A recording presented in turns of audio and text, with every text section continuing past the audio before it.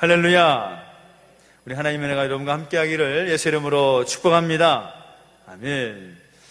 경험상으로 볼 때 집에 딸이 있는 가정은 아마 이런 에피소드가 다 있을 것이라고 생각을 합니다.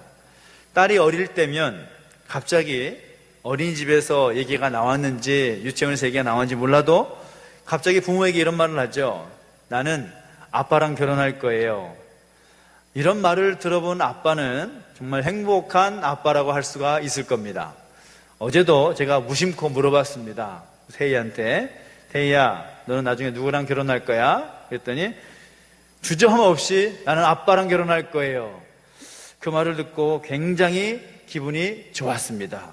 그랬더니 옆에 있던 준원이가 갑자기 하는 말이 아빠, 나도 아빠랑 결혼할 거예요. 그 말에 빵 터지고 웃었다는 그런 이야기가 있습니다. 다들 아마 여러분 딸이 있는 집은 아마 다들 그런 말씀을 아마 다 들어보셨을 겁니다. 근데 제가 이렇게 이 말을 해도 가만히 살펴보니까 이 아들만 있는 집은 잘 이해가 안 될 것 같아요. 그냥 썩소 썩은 미소로 바라보는 그런 분도 있을 것 같고 그럴 것 같은데 송구한 마음을 전합니다. 우스운 이야기지만 이 어린아이의 수준으로 생각하면 결혼하는 것도 가족하고만 하는 것처럼 보일 수가 있는 거죠. 아빠는 엄마랑 결혼했으니까 나도 아빠랑 우리 가족들과 함께 결혼하겠다, 뭐 그런 생각을 할 수도 있을 것 같습니다. 근데 사실은 우리도 하나님 앞에서 그런 유치한 생각 또 그런 모습으로 살아갈 때가 참 많이 있다는 거죠. 우리가 시야를 넓히고 또 전체적인 그런 관점으로 또 숲과 나무가 있다면 그 숲을 볼 수 있는 그런 안목도 우리 가운데 있어야 되지만 그저 나 혹은 우리라는 울타리 속에서 갇혀 살아갈 때가 참 많이 있다는 겁니다. 다른 사람이 어떻게 되든지 상관하지 않고 그저 나만 잘 되면 되고 내 가족만 평안하면 되고 내 교회만 잘 되면 된다라는 그런 식의 사고방식, 이것은 틀렸다고 말하지 못하겠지만 그 생각은 어리고 유치한 그런 생각의 수준이라고 말할 수가 있을 것 같다는 거죠. 이 고린도 교회, 사도 바울이 고린도 교회의 편지를 쓸 때 이 고린도 교회 역시도 바로 그런 문제를 가지고 있었다는 겁니다. 그들은 파당을 만들었습니다. 바울파, 아볼로파, 게바파, 그리스도파, 그렇게 나누어서 서로를 손가락질하고 서로를 향해서 대적하는, 너무나 그들의 모습을 보면 이기적이었고 배타적이어서 다른 사람들을 배려할 줄 모르는 그런 모습이 바로 고린도 교회의 성도들의 모습이라는 겁니다.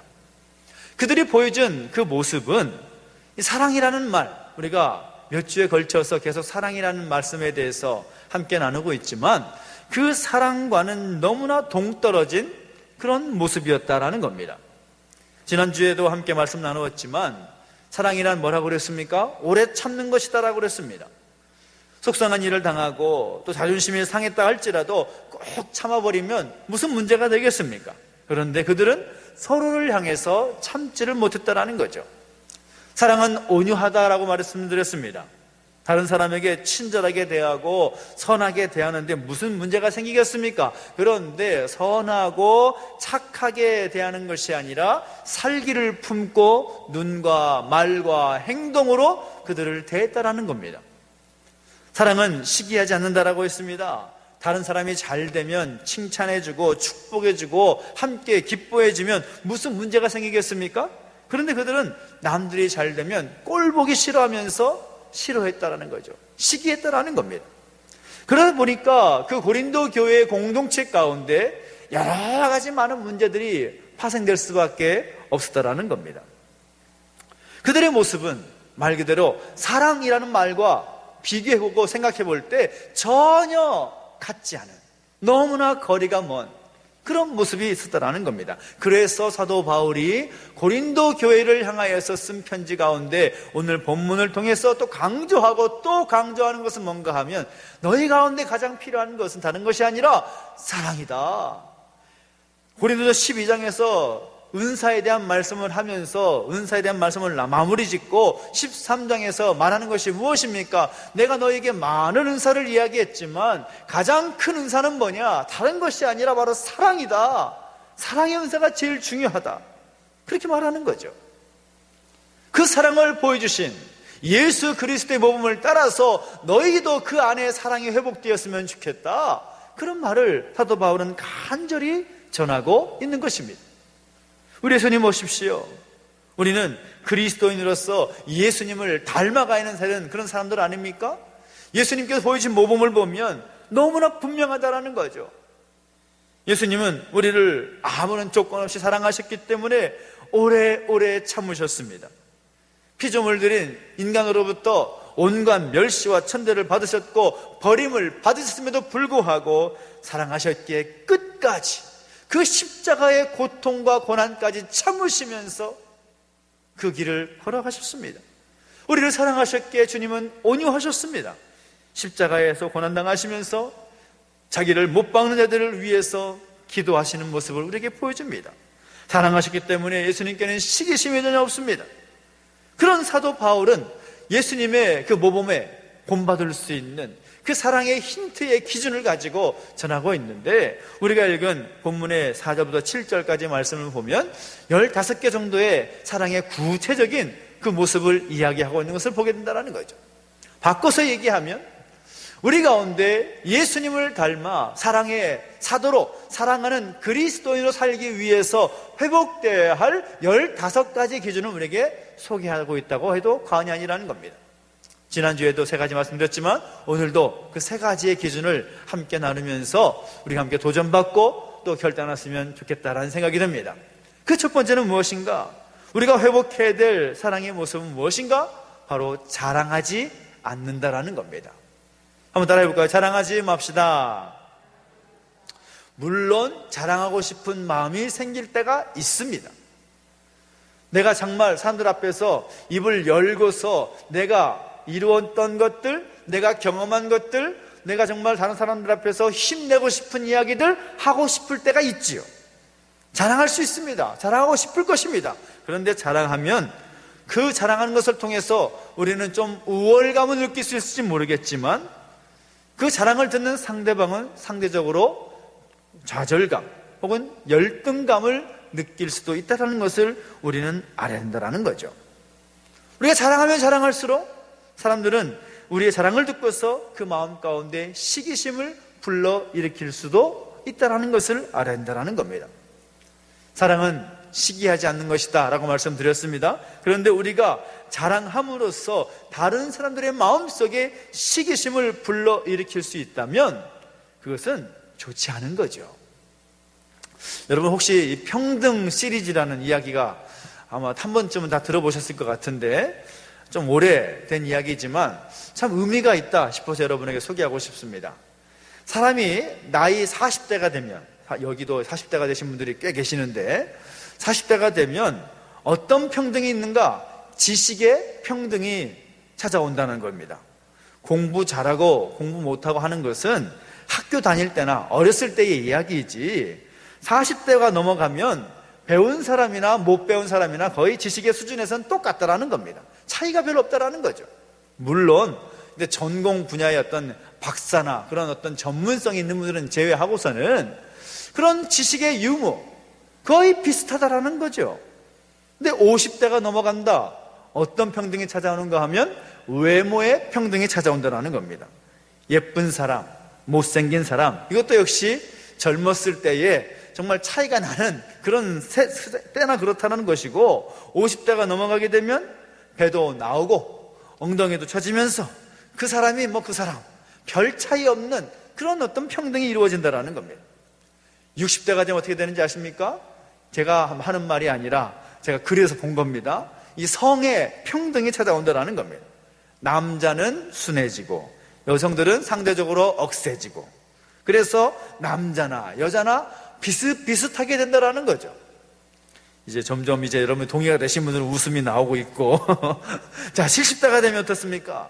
70대가 되면 건강의 평등이 찾아온다는 겁니다. 건강의 평등.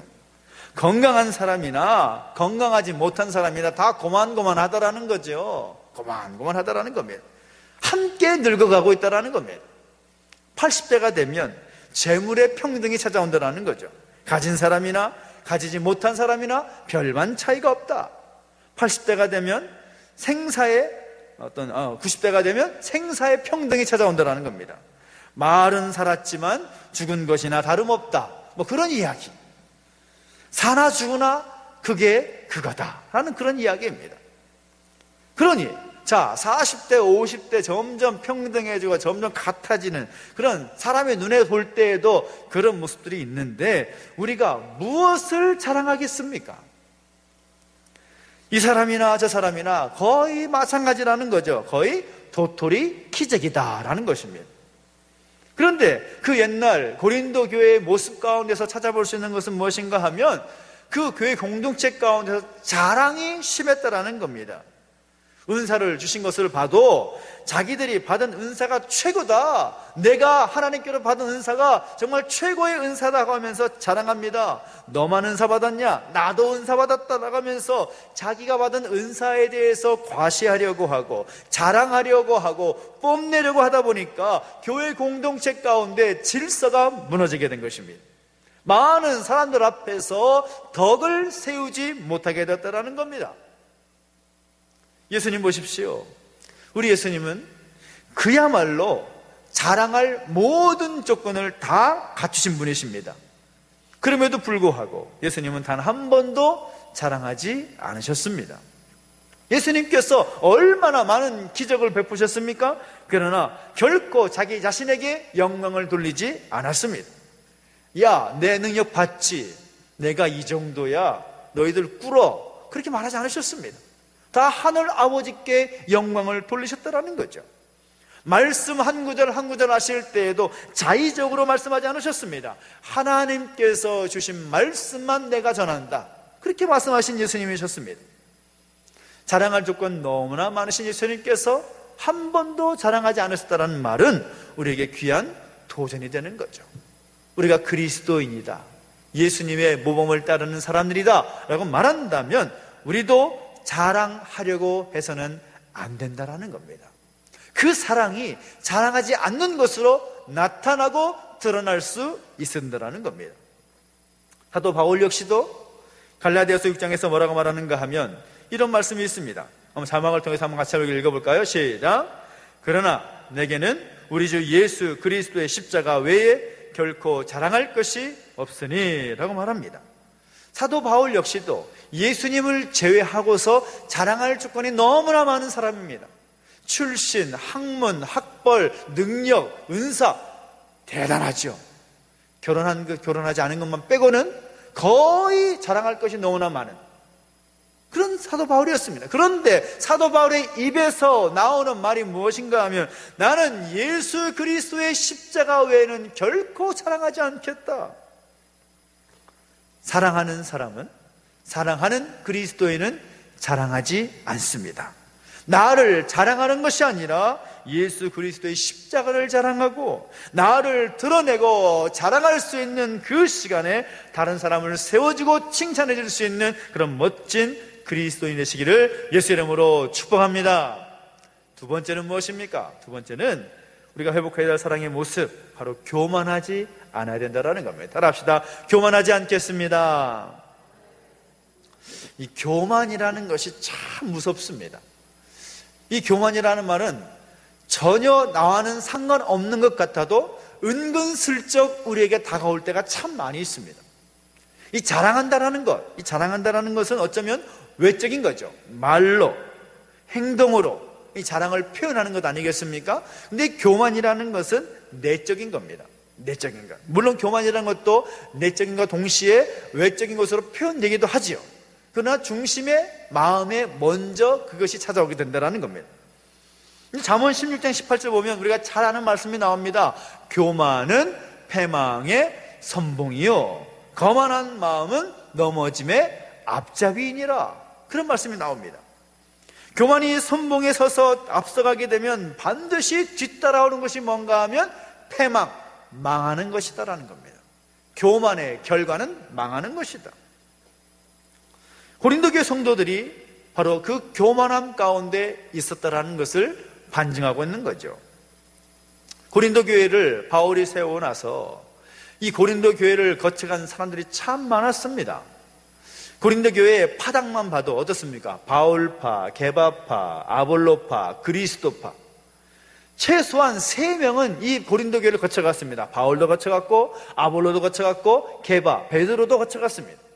예수님 빼고는 다 거쳐간 사람들입니다. 그러니까 초기 교회 가운데 위대한 지도자라고 할 수 있는 사람들은 다 거쳐갔습니다. 거기다가 말씀의 어떤 능력과 또 수준이 높은 그런 수준 있는 사람들이 다 그 고린도 교회를 거쳐갔다라는 거죠. 근데 바울과 아볼로, 게바라는 사람들이 정말 신실하고 겸손한 그런 일꾼 아니겠습니까? 하나님의 말씀으로만 고린도 교회의 성도들을 가르쳤을 것입니다. 자기를 높이지는 않았을 겁니다. 그런데 이 고린도 교회 성도들은 어떻게 했습니까? 바울파, 아볼로파, 게바파, 자기가 배우고 익혔던 그 사람을 스승 삼고 우상을 시키면서 우리는 그 사람에게 속했다. 바울과 아볼로와 게바라는 사람은 전혀 원하지 않지만 반강제적으로 높임받는, 그렇게 되면서 어떻게 되었는가? 그들의 마음이 교만해져서 서로를 향하여 손가락질을 하고 싸웠다라는 겁니다. 야, 나는 바울에게서 배웠어. 야, 나는 위대한 율법 학자였던 아볼로에게서 배웠어. 나는 초기 교회의 위대한 지도자인 베드로에게서 배웠어. 그것이 그들의 자랑거리가 되고 그 자랑거리가 심해지니까 교만함까지 발전되는 겁니다. 바울에 의해서 세워진 교회, 그리고 바울이 다시 그 고린도 교회를 방문하고자 했을 때 그 교회 공동체 가운데 탐탁지 않게 여겼던 사람들이 있었던 것 같습니다. 왜 그랬을까요? 자기들이 이미 배울 거 다 배웠다라는 거죠. 바울에게서도 배웠고, 아볼로에게서도 배웠고, 게바에게서도 배웠고, 예수 그리스도께 속한 그 말씀도 배웠는데 이게 뭐 더 이상 내가 배울 게 뭐가 있겠나, 그런 생각을 한 거죠. 바울이 다시 우리에게 온들 우리가 무엇을 새롭게 배울 수 있겠느냐? 그만큼 교만한 겁니다. 더구나 그 교회 공동체 사람들 가운데 음행을 저지르는 사람까지 있었습니다. 음행이라는 것은 하나님의 말씀인 율법에서만이 반대하고 또 안 된다라고 말하는 것이 아니라 로마 법에서조차도 엄격하게 금지하는 그런 일이었습니다. 근데 더 나쁜 것은 뭔가 하면 음행을 저질렀음에도 불구하고 회개할 줄 몰랐다라는 겁니다. 뭐 어때? 교만했다라는 거죠. 그것만이 아닙니다. 그 고린도 교회 안에서 우상에게 바친 제물로 인한 그런 문제가 생겼습니다. 이 고린도 교회 사람들이 이 우상에게 바친 음식을 먹을 거냐 말 것이냐, 어떤 그런 분쟁이 생겼는데, 당시에 고린도에 있는 살아가는 사람들은 고기를 통해서 세상에 더러운 그런 잡기들이 사람의 몸속에 침투해서 좋지 않은 영향을 일으킨다라고 생각을 했었습니다.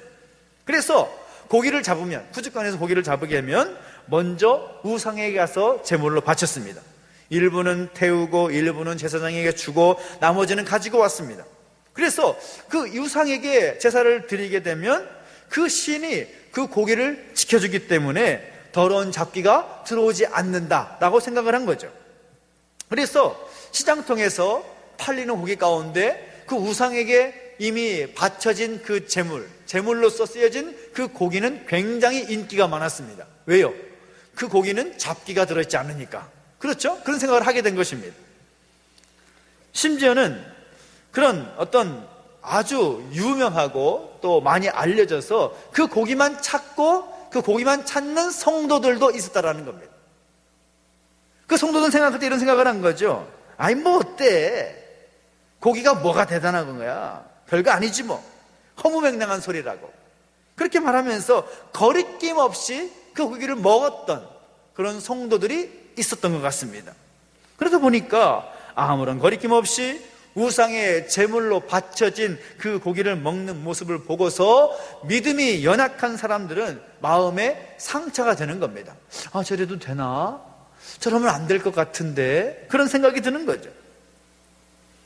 고린도 교회 그 성도들의 모습을 보면 그 교만함 때문에 서로에게 상처를 주는 것도 모른 채 서로 대적하고 내가 맞다, 네가 틀리다 하면서 서로를 향해서 손가락질 하고 있다는 겁니다. 교만해서 죄를 지었음에도 불구하고 회개할 줄 모르는 모습, 교만해서 형제들의 마음을 아프게 하는 모습, 서슴지 않게 그렇게 행하는 모습들이 바로 그들의 교만함에 있었다는 겁니다.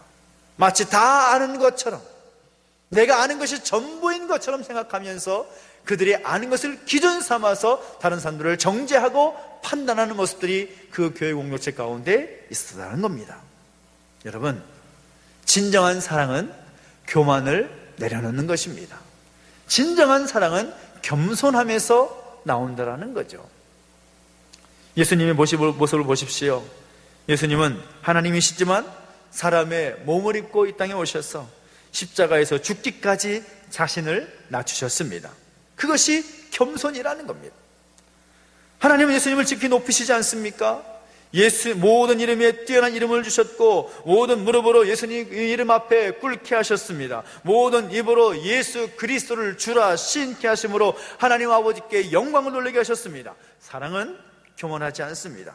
나를 높이려고 하는 것이 아니라 다른 이들을 높이고 하나님을 더 높이며 살아갈 수 있는 우리의 모습이 되어야 될 줄로 믿습니다.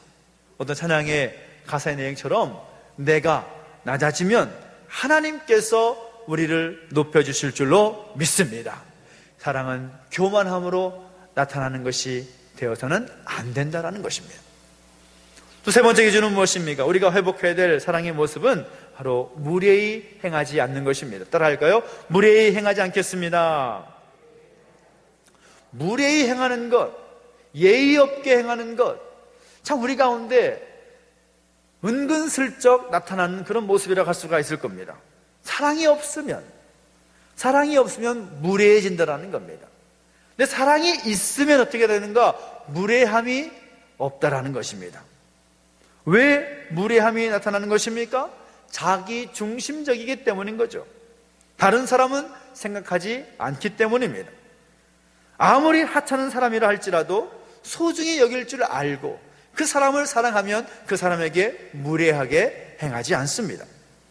그러나 고린도 교회 성도들의 모습을 보면 그 사랑이 없었기 때문에 무례한 그런 모습들이 발견되었다는 거죠. 고린도전서를 다 보진 않지만 11장에 보면 이런 내용이 있습니다.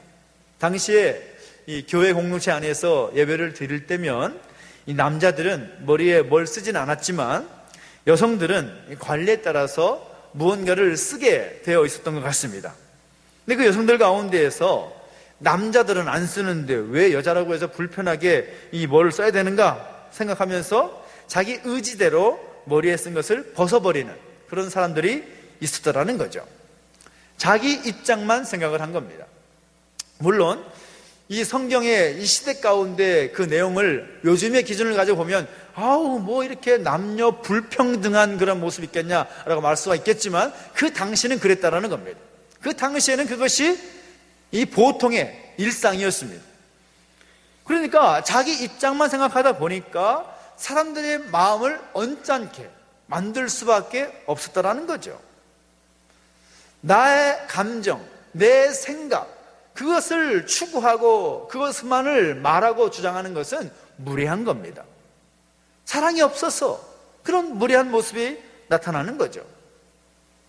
당시에 이 사람들이 성찬식을 행할 때 성찬식을 행하기 전에 애찬식을 했습니다. 근데 애찬식은 뭐냐 하면 각자가 자기 음식을 가져와서 함께 나누는 겁니다. 그러다 보니까 이 교회 공동체 가운데 이 빈부귀천이 다 있지 않았겠어요? 빈부귀천에 사람들이 다 모여 있었을 텐데 부유한 사람들은 좋은 음식을 많이 가져와서 배불리 먹는 겁니다.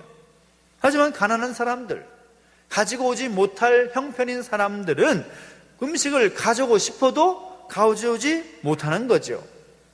참여하고 싶지만 참여하지 못하면서 가만히 있었던 그런 모습들이 있을 겁니다. 그러다 보니까 얼마나 분위기가 서먹서먹했겠습니까? 그 후에 성찬식을 행한들 성찬식이 은혜가 됐을까요? 안 됐을까요? 은혜가 전혀 되지 않았을 겁니다. 내 음식을 내가 먹는데 뭔 상관이냐라고 말할 수도 있겠지만, 다른 사람들을 배려하고 다른 사람들의 입장을 생각하는 모습들, 그 정도 수준에 이르는 것이 진정한 사랑을 표현하는 그리스도인이다 라고 말할 수가 있다는 거죠. 그것만이 아니라 방언의 은사 얘기가 많이 나오지만, 고린도 교회 공동체 가운데 예배할 때 함께 모여서 예배합니다. 그런데 예배 중에 그 몇몇 사람은 자신에게 주신 그 방언의 은사를 자랑하면서 무분별하게 막 사용을 하는 거죠. 자, 여러분 한번 생각해 보십시오. 예배를 막 드리고 있는데 한쪽에서 방언이 막 튀어나오고 한쪽에서는 막 자기 은사를 막 소리치고 있고 막 그래 보십시오. 그러면은 예배 분위기가 어떨까요? 예배 분위기가 굉장히 이상해질 것입니다. 분위기가 깨지는 거죠. 그것이 무례함의 모습들. 그래서 사도 바울이 고린도전서 13장에서 사랑의 구체적인 모습을 말할 때에 사랑은 무례히 행치 아니하는 것이다. 다른 사람을 배려하고 다른 사람을 생각하고 초신자든 기신자든 간에 또 가난한 사람이든 부한 사람이든 간에 그런 수준의 차이가 있는 모든 사람들 할지라도 함께 세워지고 함께 배려하는 그런 공동체가 되어야 된다. 그것이 진정한 사랑이다라는 것을 말하고 있는 겁니다. 예수님 어떠셨습니까? 누가복음 7장을 보면 한 바리새인이 예수님과 함께 식사하기를 원했습니다. 그래서 예수님께서 그 바리새인의 집에 가셨지요. 근데 그때 그 동네에 살던 죄를 많이 지은 한 여인이 예수님 앞에 나와서 자신의 눈물로 예수님의 발을 적십니다. 그리고 자신의 머리털로 그 예수님의 발을 닦는 것이죠. 예수님 발에 입을 맞춥니다. 예수님 발에 향유를 붓습니다. 우리가 익히 잘 아는 이야기지만 얼마나 아름다운 그런 장면입니까? 그런데 그럼에도 불구하고 그 집 주인이었던 바리새인들은 못마땅하게 여기면서 이렇게 생각합니다. 만일 이 사람이 선지자였더라면 이 자기를 만지는 이 여자가 죄인인 줄을 알았으리라. 안 입고 온 거죠. 아니, 이 죄 많은 여자가 내 집에 들어와서 지금 뭐 하는 거야? 아니, 이 예수라는 사람도 그래. 이 죄 많은 여인이 와서 이렇게 행하는 것을 보면서 선지자라고 하면 죄인 줄 알 텐데 왜 가만히 있는 거야? 라고 못마땅하게 여긴 겁니다. 예수님도 무시하고 그 여인도 무시하는 모습. 바리새인에게는 사랑이 없었습니다. 그저 죄인으로만, 자신이 가진 기준으로만 죄인으로 생각하며 그렇게 치부해 버리고 말았다는 거죠. 그런데 예수님 어떻습니까? 그 바리새인의 그 무례함에서 그 여인을 건져주시는 거죠. 사랑으로 그 여인의 죄를 용서해 주시고 그 여인을 품어 주십니다. 아무리 하찮게 보이는 사람이라 할지라도 소홀히 여기지 않는 모습. 그러게 사랑은 누구에게도 무례하게 행하지 않는 것입니다. 오늘 그 모습들이 우리 가운데 세워지게 되기를 간절히 소망합니다. 우리에게서 잃어버렸던 모습들, 오늘 여러분에게 어떤 것들이 있습니까? 사랑은 자랑하지 않는 것이라고 했습니다. 나를 자랑하려는 것이 아니라 우리 예수님의 십자가를 자랑하고 나를 자랑하는 것이 아니라 다른 사람을 칭찬하고 세워주시는 모습들이 우리 가운데 있어야 함을 말씀드렸습니다. 사랑이라는 것은 교만하지 않는 것이다라고 말씀드렸습니다. 나를 높이려고 하는 것이 아니라 다른 사람을 높이고 스스로 높아지려고 하는 것이 아니라 낮아지려고 하는 모습들이 우리 가운데 있는 것이 진정한 사랑의 모습이라고 말씀드렸습니다. 사랑은 무례히 행하지 않는 것이라고 했습니다. 아무리 하찮은 사람이 할지라도 소홀히 여기지 않고 존중히 여기는 것, 내 멋대로 살려가지 말고 주변에 있는 많은 사람들을 배려하면서 조화를 이루면서 살아가는 모습, 그것이 진정한 사랑의 모습이다라고 말씀드렸습니다. 우리에게 부족한 모습은 어떤 모습입니까? 한 가지라도 내 마음 가운데 울림이 있다면 우리가 말씀을 들음으로 끝나는 것이 아니라 이번 한 주간 동안 우리의 삶 속에서 실천하십시오. 사랑은 자랑하지 않는다, 교만하지 않는다, 무례히 행하지 않는다. 내가 다시 한번 나에게서 잃어버렸던 그 사랑의 모습을 다시금 회복하겠노라 결단하면서 여러분의 삶 속에서 그것을 결단하며 살아갈 수 있게 되기를 예수 이름으로 축복합니다. 그래서 우리의 삶 속에서 그 사랑의 꽃이 아름답게 피어나고 그 사랑의 열매가 아름답게 맺어지는 풍성한 한가위가 되시기를 예수 이름으로 축복합니다. 기도하겠습니다.